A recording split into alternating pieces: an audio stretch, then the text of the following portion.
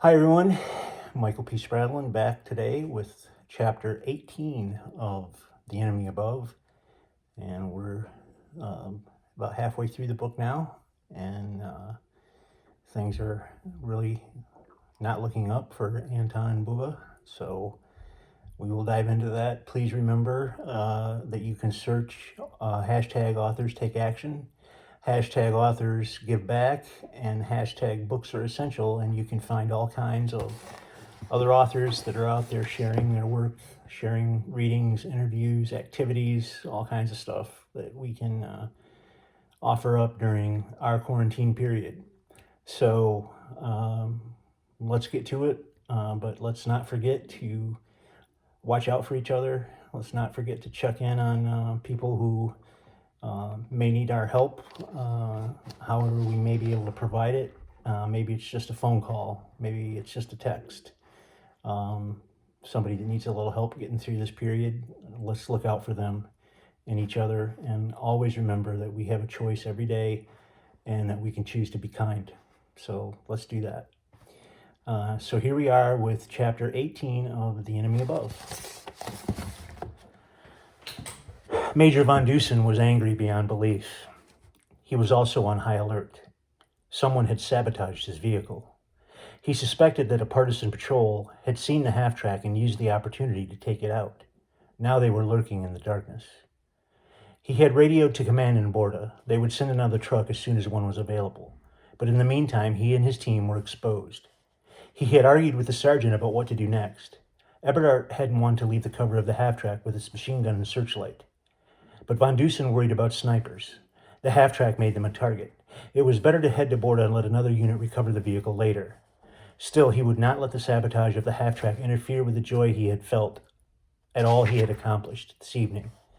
He had rooted out an entire encampment of Jews and taken 3 prisoners. He was sure his men would round up the others. Yet as he replayed in his mind the conversation he'd had with the old woman, he could not help but let a little doubt creep in. The news of the Reich's humiliation in Russia, especially at Stalingrad, was now spreading. This was not good. As the Führer always said, they must not allow the enemy, especially Juden, to have hope. Though the German army had done great damage to the Russian war machine, they had not been able to defeat the Russian people. Even the Luftwaffe, the great German Air Force, had been unable to bring them to heel. He had not lied when he said that the Russians had used women, children, and old men to fight. His brother Heinz's letters had said that some of the most fearsome snipers in Stalingrad were women. He said the soldiers moved to the city by fighting in one house, then the next house. Heinz would joke that today they had taken the parlor and the dining room, but the Russians still held the kitchen.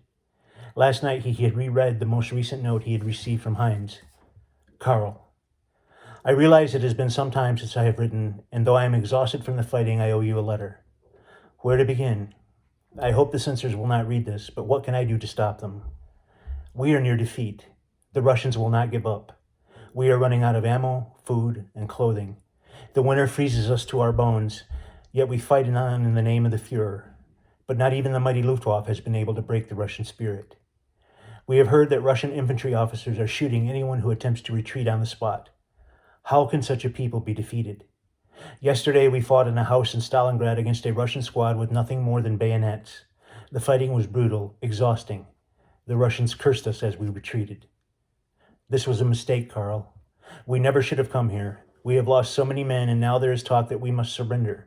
Our tanks are out of fuel. Our planes will not fly in the cold. I'm afraid it is too late for us. And what will happen when the Americans land in the West? We cannot be everyone where at once, Carl. Remember that and be careful, wherever your duty may take you. Your brother, Heinz. That was the last he had heard from Heinz in months. Another Gestapo officer had told Carl that he'd heard Heinz's squadron were all prisoners in a camp somewhere in frozen Siberia. Carl wondered whether he would ever see his brother again. But he could not dwell on such personal matters. One man's life was nothing if it meant success for the Führer and for Germany. But Carl could see no success on the Eastern Front. The defeat in Russia had weakened the Reich. So many men captured, and now that horrible news had spread through the countryside. Carl could not imagine how it happened. Most of these peasants could not afford radios, and yet the old woman knew so much. It must have been the work of the partisan militias that patrolled the countryside and aligned themselves with the Russian army. But in the end, How the old woman knew did not really matter, only that her information was correct, and it worried him. He had heard rumblings from the top commanders. Many had questioned the Fuhrer's decision to invade Russia. He wanted their oil fields, their resources, but Russia had so many more men than the Reich, and the German forces were already spread thin. The Americans had taken southern Italy and were pushing northward.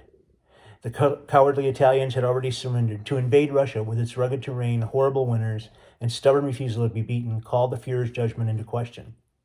Von Dusen heard Eberhard shout at the old woman. He turned in time to see the man roughly shove her forward. She stumbled and fell to the ground. Was passiert, Sergeant? What is going on here? This biddy cannot keep up. She is too old and too slow. We should just shoot her, Eberhard said as he raised his gun and pointed at her. Even now she shows no fear, Van Dusen marveled. She may have been Juden, but a small part of him admired her defiance. Get up, he said. No, my bones ache. I cannot walk any further. You will get up, and you will walk, or you will be shot, Von Dusen said. He removed the Luger pistol from his holster and pointed it at her forehead. Now get up. Do not think I do not know what you are up to, you old crone. You are doing everything in your power to delay us to give the other Juden time to escape. Your tactics are useless. We will catch them. They will suffer, just as you are going to suffer. Now get up. No, the old woman said. Von Dusen cocked the hammer on the Luger. Get up! No. I swear, old woman. To his amazement, she laughed at him. Do you think I fear death? Here, Major, I have made my peace with God. You will not shoot me. Not yet. Not when you think you can torture me into revealing where my friends and family are. You are not done with me yet, Herr Major. You will not pull the trigger. Von Dusen considered her words. You are right, madam. I do expect you to tell me everything about the Juden in this area, so I will not shoot you. Von Dusen smiled and shifted his arm until the Luger was pointed at the boy. But the boy, he said, he knows nothing. I can shoot him. The Reich has no use for him, and he slows us down as much as you do. So what do you say now, old woman? Where is your bravery and indignation when the gun is pointed at the child? The boy's mother, he had heard the old woman call her Rena, sobbed and clutched her son to her side. She sobbed. No, Herr Major. Sibit, she said, please, please. What will you do now, madam? And that's the end of chapter 18. And we'll be back tomorrow with chapter 19. Take care, everyone.